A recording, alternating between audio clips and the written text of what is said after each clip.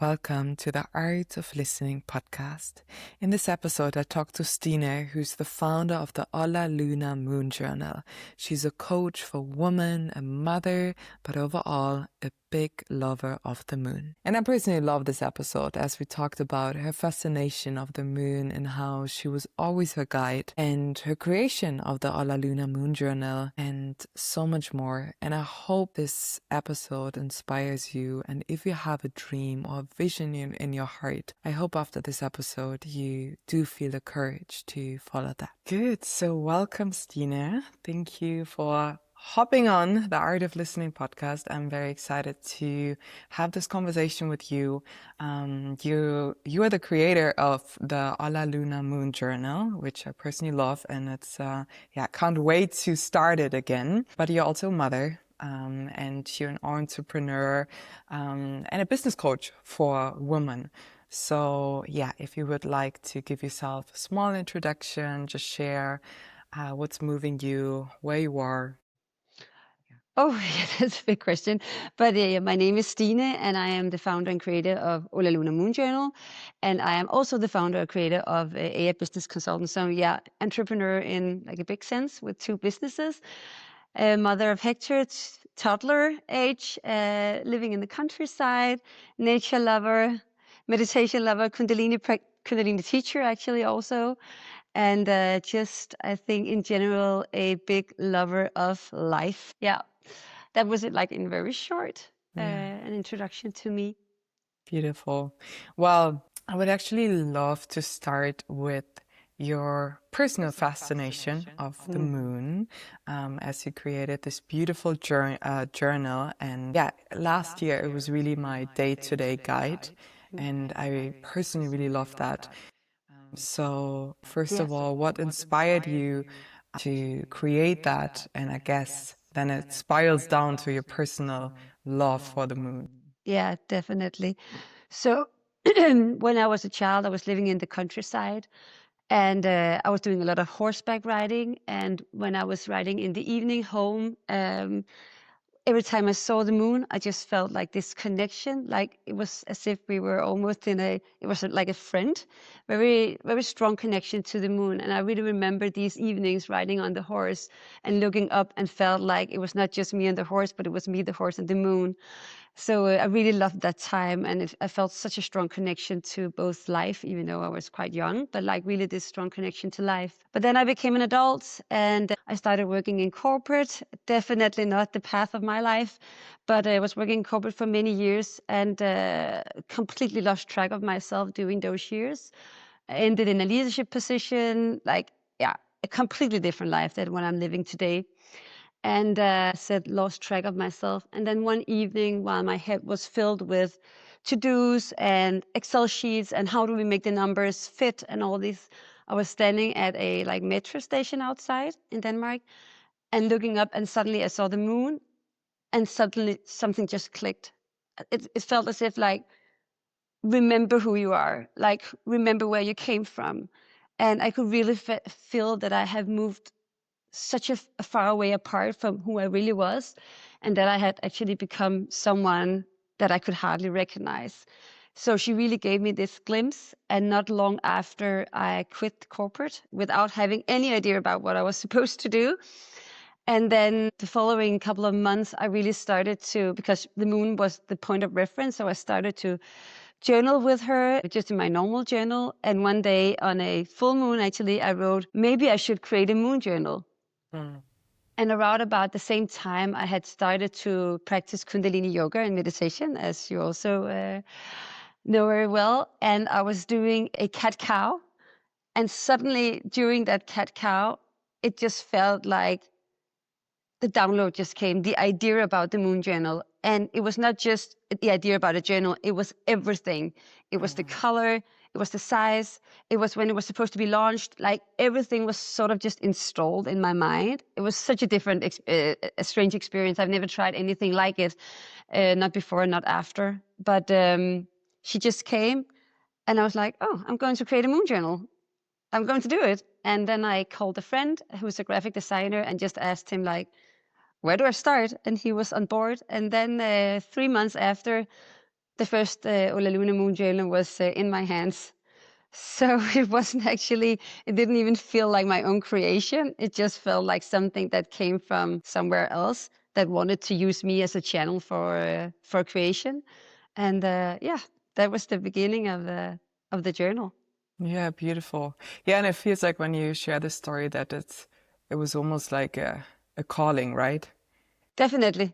It was, I didn't even consider it not. It wasn't like a should I or should I not. It was just, when can I get started? So it was really it was a very strange experience. And at that time, I was still so, I only just stepped outside of corporate. My life looked very different. It was extremely strange to tell people about this because I was not in the spiritual realm at that point. So I didn't have the vocabulary for what a download means or channeling and all. I had no clue about those things yet. So it was kind of like, what happened? But I just followed the instincts and just went for it. And I'm so Yeah. glad I did. Yeah. Yeah, it's also beautiful that you gave it space and that you followed it. And like your story also reminded me on like a personal story where I was in a place and I just knew I was meant to be there for 3 days. But I really felt in my body, no, I should stay longer. But I didn't know where I would sleep, how I would earn my money. But it's interesting because I oftentimes like to remember the situation, also that feeling, because there was no doubt, there was no fear. And so many times, sometimes in life, when we want to do something, then doubt might creep in or fear, but really using this kind of wave where you have this complete certainty and trust that you know this is a direction that I should take. And you also know you're supported in that as well. True. Yeah. And I really felt that it was as if the moon was like, I'll give you this experience, and then this feeling you can use for other things in your life. So when it feels like this, you definitely know that you can follow it and trust it. So I really feel that it was like such a big lesson in that there's so much more than this very rational mind, or at least where I came from previously. And it really opened up to a whole new way of navigating in life from a feeling and not only a mind thing, you know, where we calculate everything and analyze, but more like trusting the feeling of intuition and knowing and leaning into that. Yeah, especially as a woman, right? Because that's also something that you share and teach in your consulting, that the feminine way is not linear. And we do live in a world, and I think that's why generally a lot of people, but especially women, are also burned out because we try to fit in a box that is not meant or that's not designed for us. Exactly. Very true. And that was also my own experience. And that's why it's so interesting, like looking at it retrospectively, understanding that the moon, which is the feminine energy, the symbol of the cycles, the cyclic living, that she was the one pulling me away from a very patriarchal structure, a very male dominant structure. So the way that society is created in many ways is created by men for men. Nothing wrong with that, but it's just as taking a box and then trying to fit like a circle into it. Though we are so different, we operate different. We have a cycle with the moon that goes with ebb and flow, and still we are trying to fit ourselves into this linear way of working and being, which is just so wrong compared to what we are created to do. So Yeah. we really have this like paradox in society and the way things are built, and then being a woman and being a cyclic being. Yeah. And what were your next steps? So you created the journal, and as you also mentioned, you were quite new in that spiritual realm. How did you share about it? Did you create a website, or yeah, that people really also know that you now create this beautiful journal?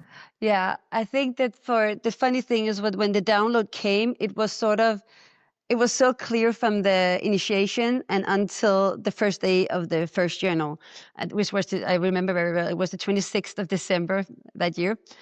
And everything was planned from there. So I was just like, going, using Instagram, using friends. There were a lot of, actually, a lot of things were coming to me. People were asking, can you participate in these? So there was a lot of interest in the journal at that time. And I was just going with the flow. But the funny thing was then 26th of December hit, the journal was starting. We were sold out. But then I was like, and what now? Because the download didn't give me the thing from the 26th and onwards. So that was really like, okay, I need to figure out how to run a company or a business. I was new in entrepreneurship, totally new. And starting in Moon Journal was quite a niche product. And only like just going with the flow really gave me like this, okay, you need to wake up. So that was actually why I also met a lot of women within the same field, creative women, women that are building communities, shareholders, spaceholders, yeah, all kinds of women that were having a lot of purpose and had a lot of ideas and passion, but didn't really know how to put it into a real business. And here I could start to see how what I have done with Hola Luna and how I had used my corporate background to combine the best from corporate with the best from entrepreneurship and then create the journal. And then I started to do the same and help other women do that. And that was why EA was created also. So I actually started two businesses at the same time, which I do not recommend anyone else doing. Mm-hmm. It's a no-go, I just have to say. But I've been doing it, and yeah, there has been ups and downs, but it's definitely, it has also been worth it. Yeah, and it's also a good point, right, to bring then the structure together with the feminine flow, because it's not an either or. And I find that's obviously like, even if we maybe if people go through a process that they kind of don't, or decide, okay, I don't want to live that linear way, or we can't also just flow around, because otherwise you don't really put things into action, or that your vision can really be burst into this reality. But remember with the moon, like the moon is constant but change at the same time. So her cycle is constant, but she changes day by day.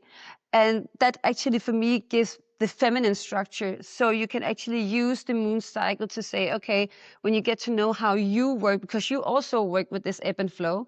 So working with the moon is working with yourself, because then you start to understand, okay, when can I actually, when is it that my mind is so clear that I can create the structure? When is it that I'm in a position where I'm creative and just taking things in?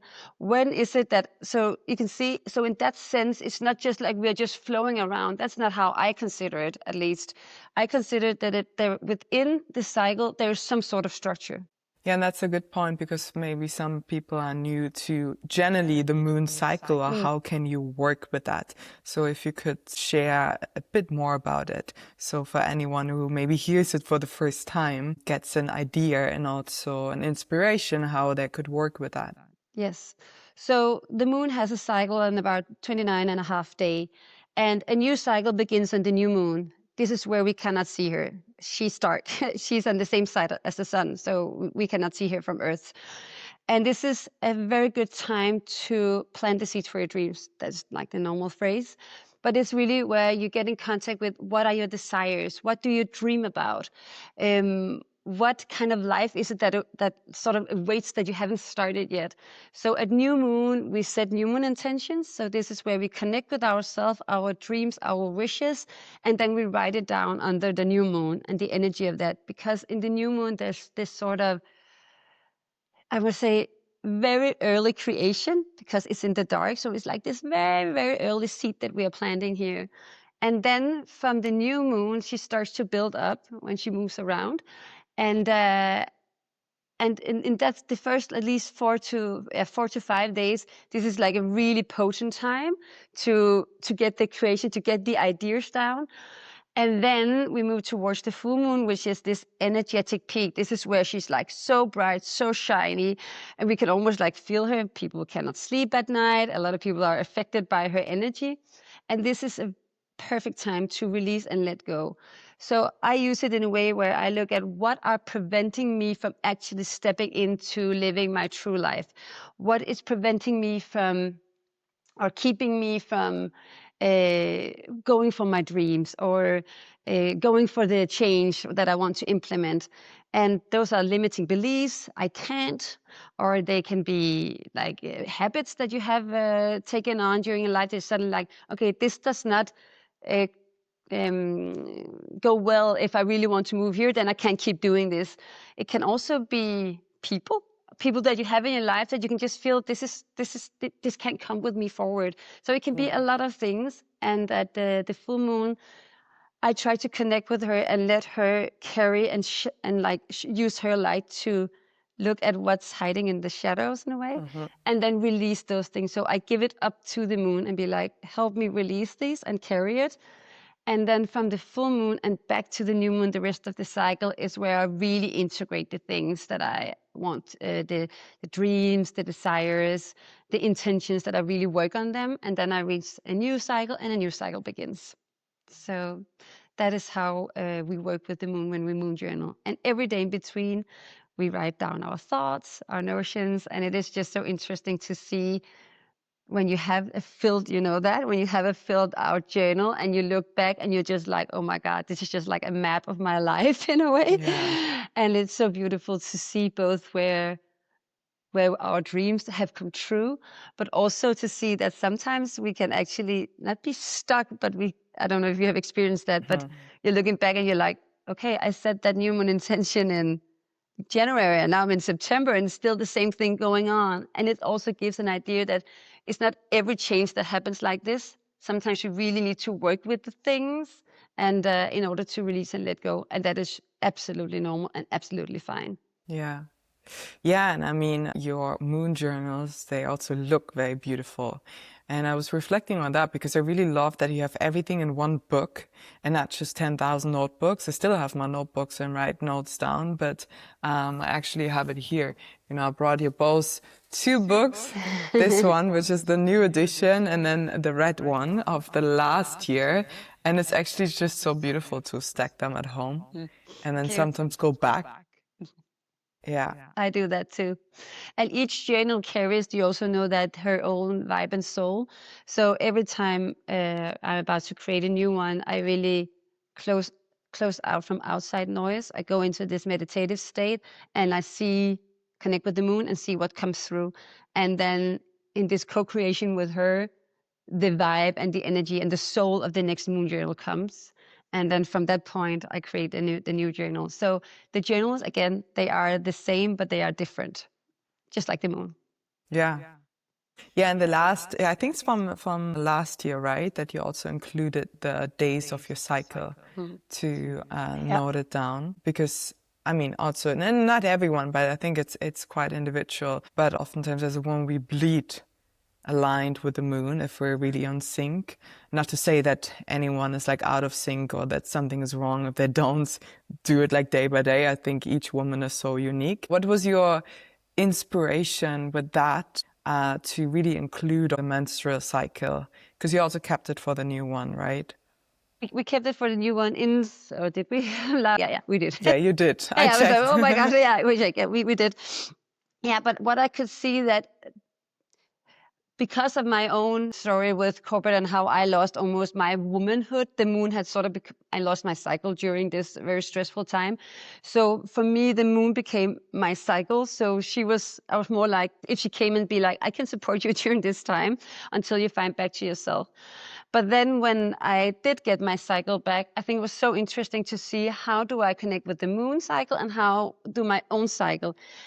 And a lot of women are very, how can you say, affected by their own cycle. So when they are in the beginning or when they're bleeding, they're feeling a certain way. And when they're ovulating, they're feeling another way. And, and I just think it was so interesting to see how can we, by understanding how we work with our own cycle, see how we can understand and integrate with life.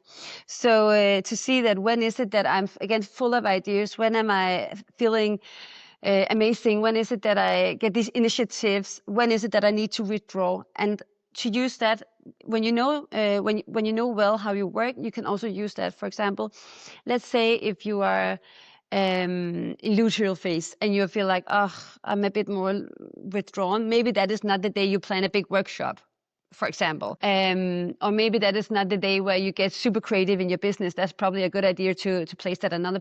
So getting to work again with the moon and with your cycle is really to understand yourself as a woman, and also understand that we go through phases and it's okay. No one is better than the other. All of them plays a part in what it means to be a woman.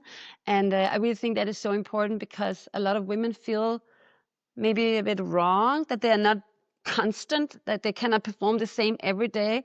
You have 3 days where you're just on a roll, and then the fourth you're like, who was I yesterday and who am I today, and will it ever come back, and all these things. And I'm like, yeah, you're just changing, as the moon and as women, and as you should. And accepting that, I think, is a big acceptance of self as a woman.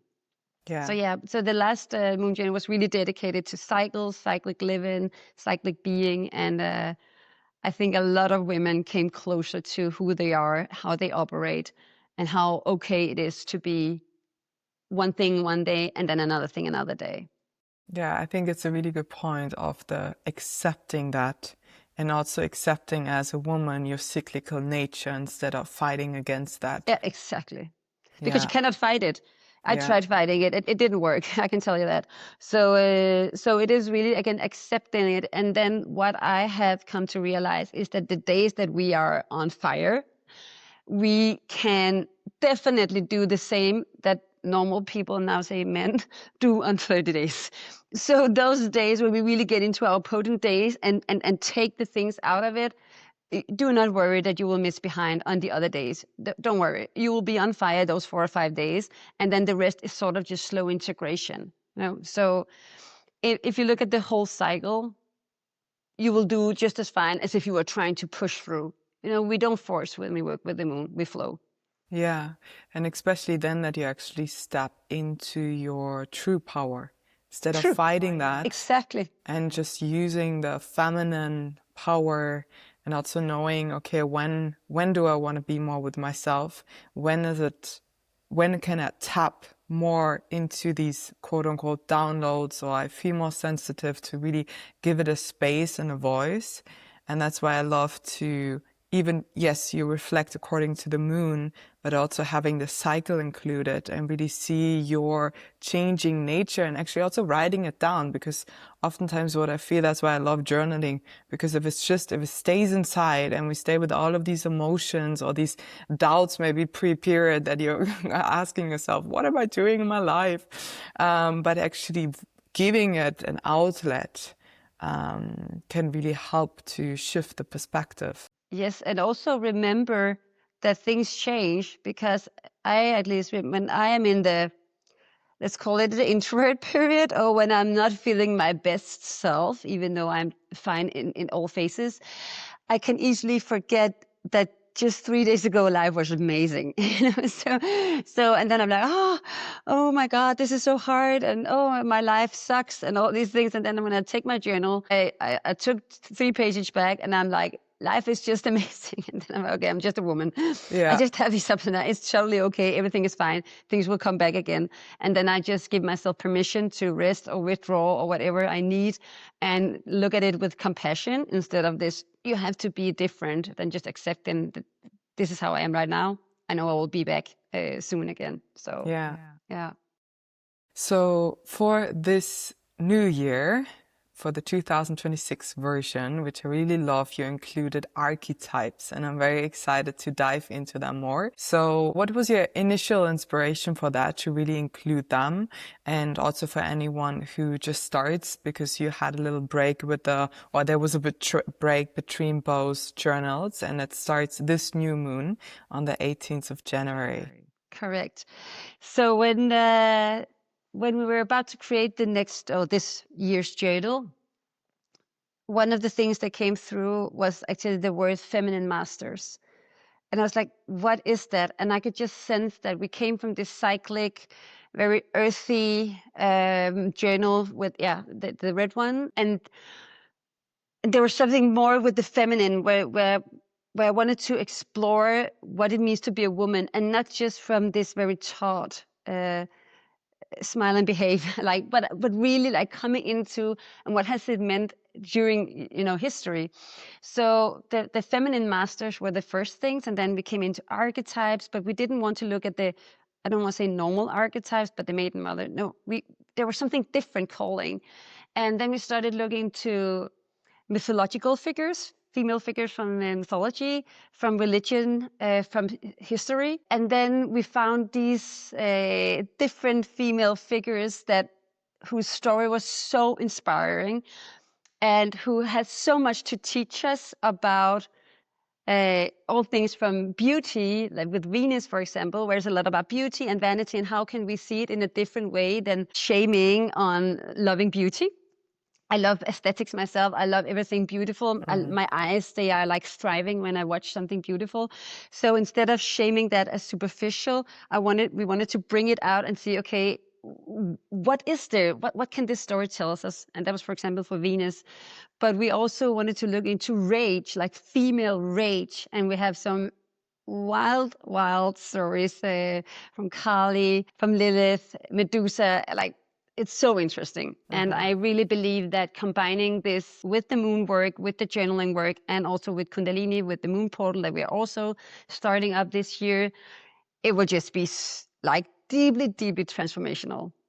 Yeah. I'm looking so much forward myself. I'm like, I have not started the work yet, so I'm on the same page as you are, Yeah. and just cannot wait to dive into these archetypes and really work with them through the cycle, getting to know myself better, getting a mirror about womanhood, what it means to be a woman. Yeah. And especially also showing the different facets. Not that it's one way, this is how you, or this is what it means to be a woman.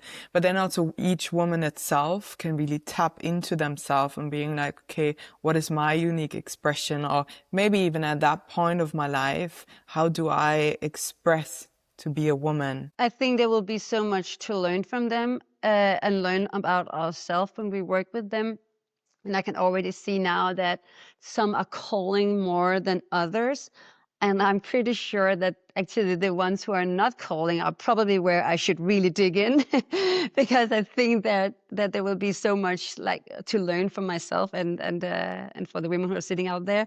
For the ones that we're like, maybe not this one, I think those are the ones that would teach us the most. So I'm really excited to work with these archetypes. Beautiful. Which edition is that? Do you remember? 7. Okay, great. Yeah, I mean, so 7 years in, how did, because we talked about the first creation and now going into the seventh version of the Moon Journal. And I guess, I mean, there was also a process, right, in creating that. And I personally also know whenever you start something, it's a really one-man show. You're everything from the creator, the editor, and that can be overwhelming in itself and sometimes stop the creative process. So yeah, how was your experience with that, looking back at the past 7 years, whatever comes to your mind? It has been really a lot of ups and downs, as it is. Again, also that is how life is. So she's really again also taught me about these, that nothing, everything is linear in no way or another. And but it has definitely been a ride. And again, because each of the journal have had such a different vibe and energy, it has also been, how can I say, expressing it and giving it out to the world has been so different what she needed from each edition. So it has really been like this. Some have been so easy to like come out and talk about, and some have been more difficult for me. Also because in many ways I feel like I am on the same page as everyone else, that not behind, but is that if she leads me. Does that make sense? So she teaches me all the time what I need to be taught, and I don't feel like the creator of her. I feel more like the hands that brought her to life, and then she's just pulling me around in the same way.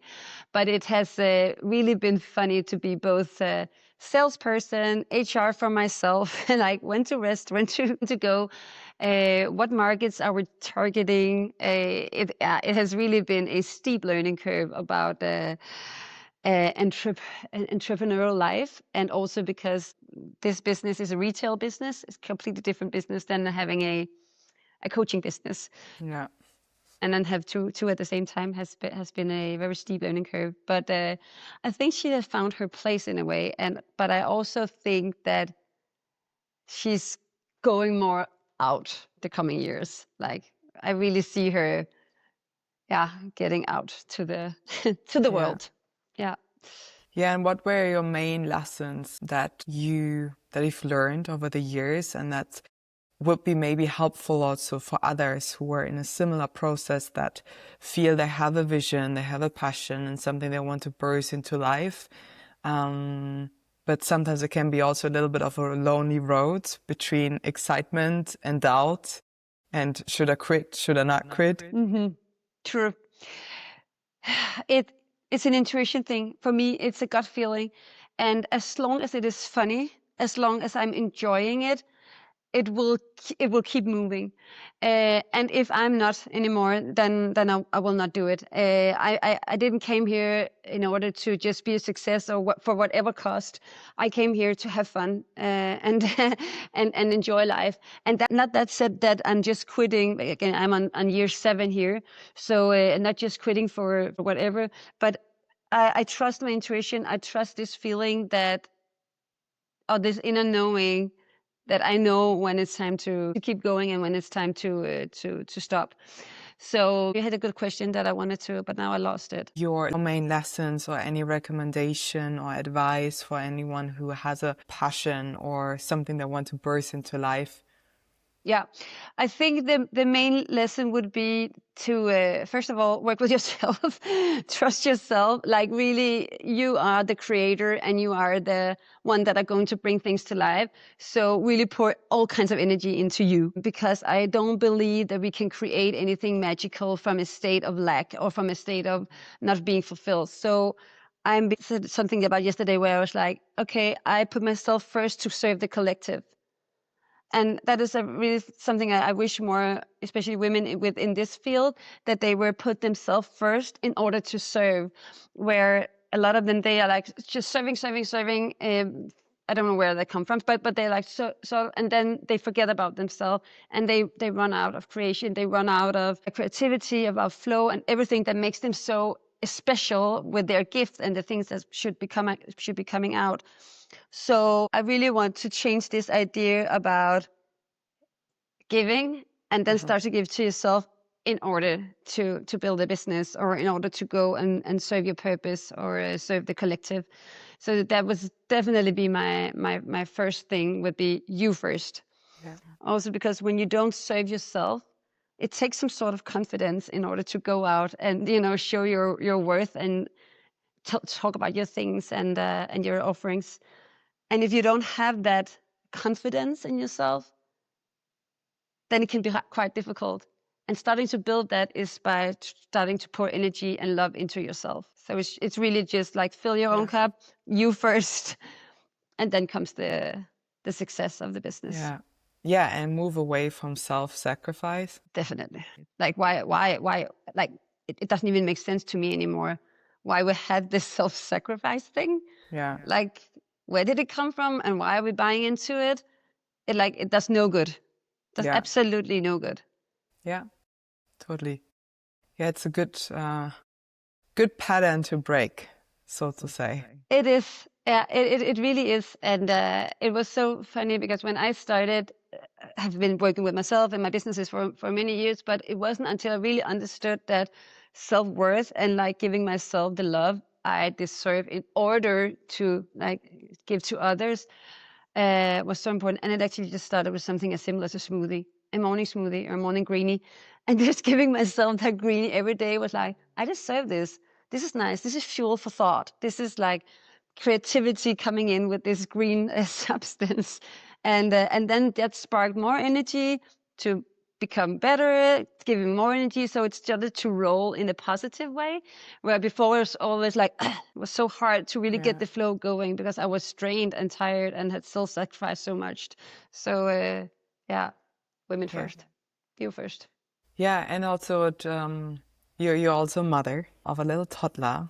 And that's usually, I'm not a mom yet, but I can also imagine that also changes a lot. So when you become a mother, how did your business change, and how did you find also a rhythm in your work, in your business or creation while being a mother? Yes. I think the first thing I did was know my priorities, like what is most important to me. And I must say that is motherhood. But at the same time, it's not to sacrifice my businesses, because that is almost just as important. So actually, I was back after 1.5 months after giving birth. I was doing my coaching. My coaching. I was back doing coaching and again creating the journal and so on. But finding a balance and also knowing that the speed has been taking off. The speed for success. But again, what is success? Like success to me was having it all and then accepting that all of it will take a bit longer time instead of constantly being like it's not moving fast enough. It's not. You cannot both be a newborn mom and then scale your business like crazy. Or maybe you can, someone can, but I couldn't, and I accepted that. So I was like, I still have the same ambitions, both on motherhood and on being a business owner, but I accept that the timing is a little longer. And then I started also to see, okay, how can I build things smart? How can I do it in a smarter way? How can I work differently? And you become extremely effective when you suddenly only have like a very limited amount of time for your business. It's just like there's no time for bullshit, and there's no time for all this in between and sitting and scrolling. No, you cannot do that. So I am pretty structured with my things because I am very ambitious both on behalf of my businesses, but I'm also very ambitious on behalf of my motherhood, and not just motherhood but also my partnership. I would like to say that's almost a bigger ambition, is to have this the partnership that I'm having with my husband today. So but it is a lot and it takes time. And I think the best thing people can do when they are entrepreneurs and they are becoming mothers is grant themselves slack. Seriously, give yourself some slack. You're doing two things at the same time, which is wild. So, and it is okay that things take a bit more time. Don't be impatient. Have gratitude and have compassion for yourself. Yeah. Yeah. I feel this is oftentimes the pressure that we create for ourselves, right? That Sure. you maybe feel, okay, I have to be the super mother, but also have $1 million business. And I feel also we live in that culture where it's a little bit, as a woman, you need to be a mother, but also be very successful in your business. And that's why I really love what you said, define success for Exactly. you. For some people, it's maybe the $1 million business and being a mother. But for some people, it's also just, I just really want to be a mother and be at home. And I'm like, whatever people want. I sometimes when I work with new women, they come to me and they're like, I'm a bit afraid of admitting, but my dream is this. And I don't give a shit what your dream is. What I am here to do is to help you come there and feel good about it. Because that's again the thing. If we are constantly also only looking at success from something outside, when we reach it, it will not feel great. So that is like my main thing, is to teach women to say, okay, you want to go here. Why? Do you know why? Is it your choice? Is it something that comes from the outside? What does success again mean to you? Does it have to happen in 1 year, or is 5 years actually fine? Because then you can take some pressure off. So like really getting into knowing what is success to you. And it's so individual and it can have so many different components.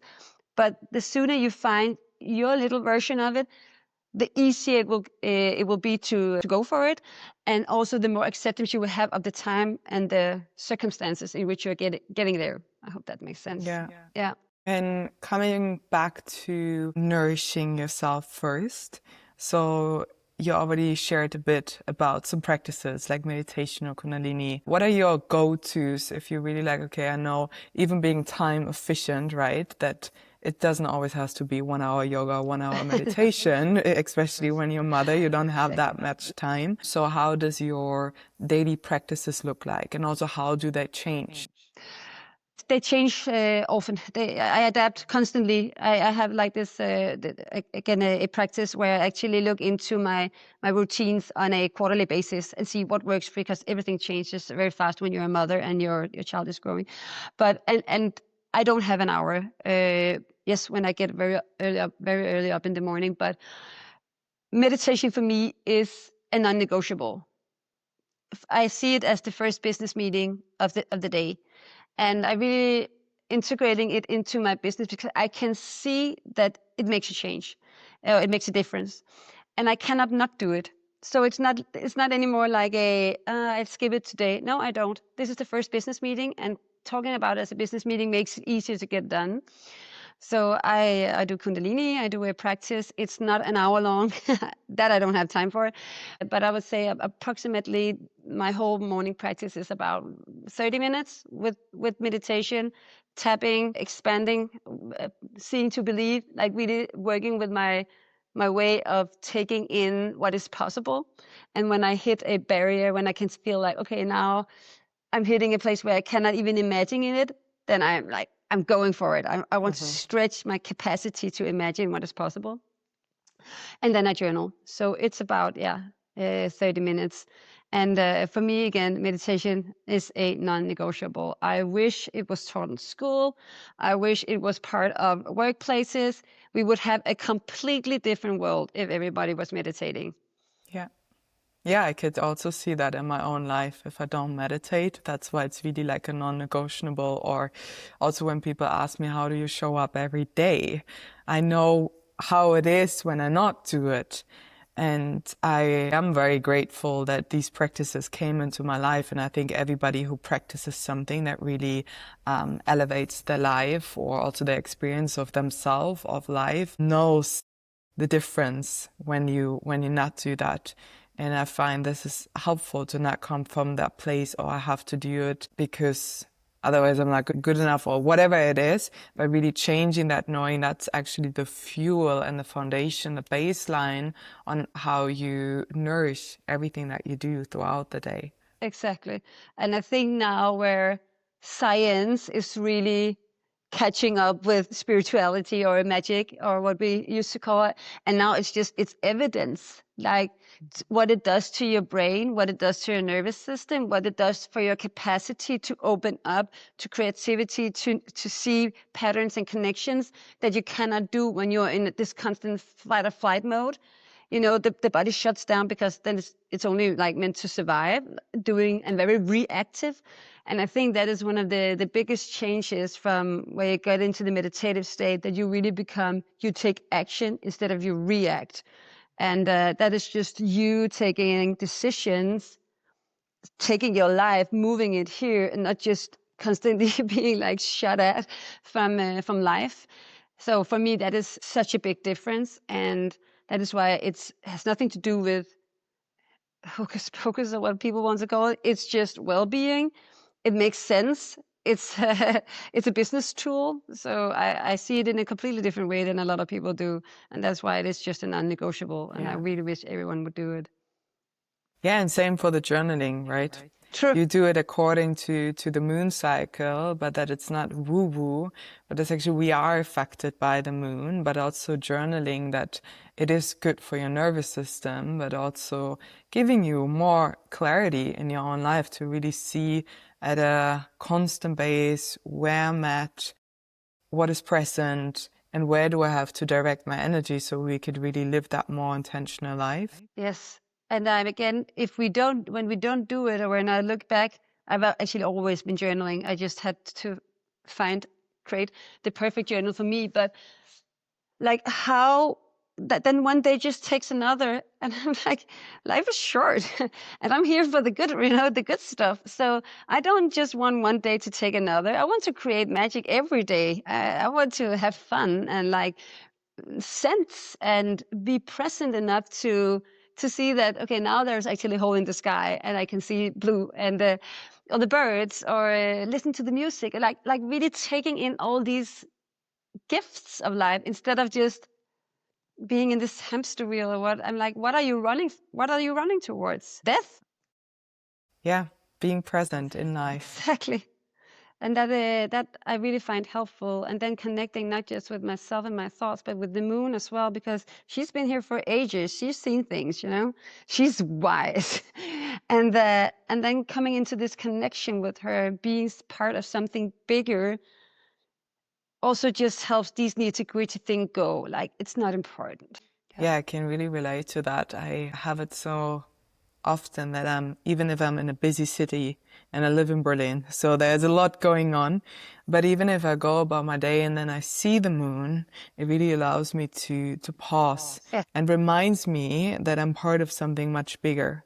And I feel this is something that is constant, even if we're in in our like just mind space and try to go about our to-do list, and we feel stressed, just this looking up. And I feel everyone is so fascinated by the moon. And for this, you don't have to believe, you don't have to be spiritual, but there is some sort of magic to it if you look at the moon. But she's the gateway to the universe, and the universe is magic. We cannot explain it. It's magic. So when people are like, we're trying to rationalize everything and make everything into science, and science and magic is basically the same thing. It's just science is magic explained. So it's like you say don't believe in magic, but you cannot explain what you're looking up at. You cannot understand infinity. It is magic. So I think what she has taught me is really leaning into magic, leaning into this. There are things we don't know and shouldn't know and don't have to explain, but can just feel, sense, connection, something bigger. Yeah. It's beautiful. Yeah. And this also reminds me on the connection of all, because no matter where you come from, everyone can see the moon. And I feel even without even speaking the same language, it's the same language actually. The feeling, the fascination, and everything that we do feel as a human, which connects us all, despite our differences from language, look. Yeah. True. And you can also see it with kids. Kids are extremely fascinated with the moon. Mm-hmm. They're like, the moon, like every kid. And it's just so beautiful to see because they're so clean, so pure. They're not like dictated with anything. And they just have this huge fascination more than the sun. My son have never, and I know his mother is the moon mother, but moon mama, but still, he's never been like, the sun. But he's like every time, look, mother, the moon, and like Luna. He's really, really into it. Of course, also affected by me, but I see it with so many children that they have this pull to her. I was like, that's interesting. Wonder what she represents to them. Yeah. Oh, we could ask them. I guess kids will tell us. Yeah, true. Yeah. Good. Well, so for anyone who's now curious, again, I'll show this beautiful new journal. It's big. I mean, I took it on my travels last year. Yeah, I know you did. Yeah, but I was like, I'm 1 month in Cape Town and I'm not going to go back and write every single day. Also, yeah, for anyone this is a new edition that starts, I think this Sunday, right? It's the 18th. Yeah. It's a few days later when this podcast comes out, but people can still work with it. It's not too late. So yeah, where can they find it? And yeah. We can find it on the web shop, Hola Luna Journal. Yeah, I'll link it as well. So. You can link it, and then I'm at these days I'm pretty fast in shipping because I know that people are waiting for it and want it to come as fast as possible. So I like to ship on a daily basis, and you can also follow us on Instagram and see and how you can get to work a bit more with the moon if you're new to it. And then we've actually also this year created, if you're into Kundalini and if you're into working like even closer with it, we have created the Moon Portal, which is a portal where every month or every beginning of every new cycle, you receive a Kundalini practice that are connected to the archetype that we're working with and the theme of the cycle. So it's really like this deep package of transformation that if you're into all of it, then there's the journal and there's the Moon Portal, and then transformation is coming. So yeah. Great. Oh, I'm very excited to start. I was really looking forward. I was like, when can I write in my moon journal again? Me too. I will figure out if we can not for future years have this period between. I'll figure out how, but because the moon is on her own cycle, every third year we have to take a cycle out and or leave a cycle. So I miss her so much, I must say, even though if it's my own product, I miss her so much. And I cannot wait to get started again to write in her on a daily basis. And like, it feels as if all the words are up here. They want to come out, but yeah, so. Good. Well, thank you so much for this beautiful conversation. Thank you for having me.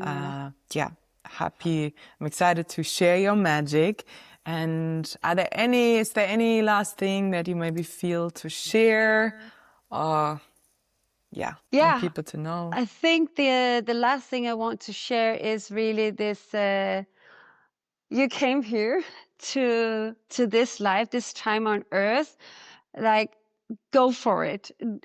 Follow your heart. Get in connection. If you have lost your spark, find it again. I think so many people live as if it's forever. And I'm just like, not in this form. So it's really, if life is not excite you, if you have lost the connection, then whatever tools, but get into it. You really owe it to yourself. I would say that is really what I hope that most people will get from it, is that there are possibilities for you and there's a life waiting for you. And if you're not living the life that you want, then change. Yeah.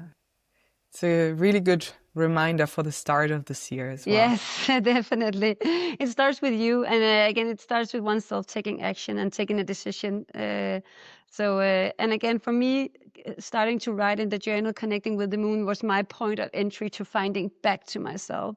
She was the one reminding me to come back to something I had completely forgotten. And but it can be many things. But for me, it was the moon.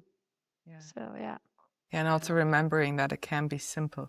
It can It be so doesn't have to be this complicated thing that feels impossible to do every single day. definitely not. Yeah. Small things, big changes.